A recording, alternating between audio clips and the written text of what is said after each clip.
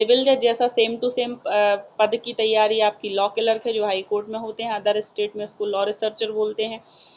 इधर एडीपीओ को एडीपीओ बोलते हैं, लेकिन आप राजस्थान में यूपी साइड जाइए तो वहाँ पे एपीओ बोलते हैं, हम उसकी तैयारी भी कर सकते हैं। तो हमारे पास इतने तरह के कई विकल्प हैं। साथ में अगर हम अपना बार काउंसिल ऑफ इंडिया में रजिस्ट्रेशन करा लेते हैं तो कई ऐसे पोस्ट निकलते हैं जो इंटरव्यू बेस्ड होते हैं, उनमें भी हम ट्राई कर सकते हैं और उन परीक्षाओं में भी हम आगे चल के अपने करियर में अच्छे ग्रोथ कर सकते हैं, आगे बढ़ सकते हैं।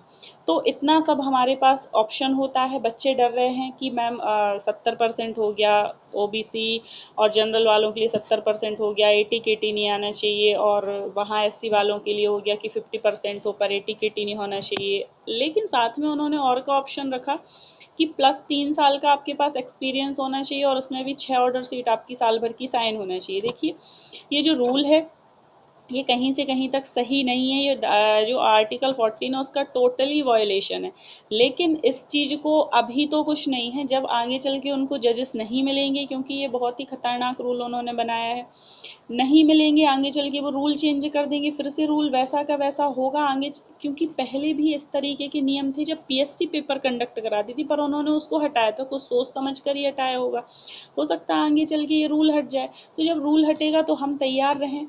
जब तक हमारा ये रूल नहीं हटता है, 3 साल की बात है, जिनकी एटी केटी है वो बिल्कुल निश्चिंत होकर तैयारी करो भाई। 3 साल के बाद हम एमपी की तैयारी कर सकते, 3 साल के पहले हम राजस्थान को टारगेट करें, छत्तीसगढ़ को टारगेट करें, हमारा एडीपीओ आने वाला है हम उसको टारगेट करते हैं।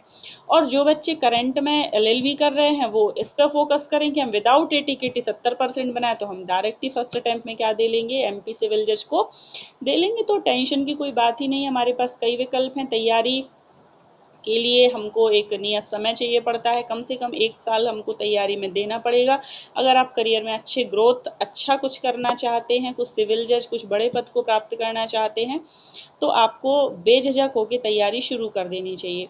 दूसरा जो बच्चों के मन में रहता है कि मुझे तो एलएलबी करके वकालत करनी है, तो भाई वकालत का पहली नंबर तो बहुत अच्छा है, वकील बनो अच्छी बात है, लेकिन वकील आप डायरेक्ट अगर कोर्ट में जाके बैठोगे तो विदाउट नॉलेज आपको 1 से 2 साल तो वहाँ चीज़ों को समझने में लग जाता है, क्योंकि प्रैक्टिकल कंपटीशन तीनों और एकेडमिक तीनों नॉलेज अलग होता है। प्रैक्टिकल आप वहाँ कोर्ट के अंदर सीखोगे, कॉम्पिटेटिव क्या होता है, कॉम्पिटेटिव आप जो चीज़ें पढ़ते हो वो आपको प्रैक्टिकल में फॉलो होंगी, पर वो बाद में फॉलो होंगी, उनको पढ़ के आप एग्ज़ाम निकालेंगे।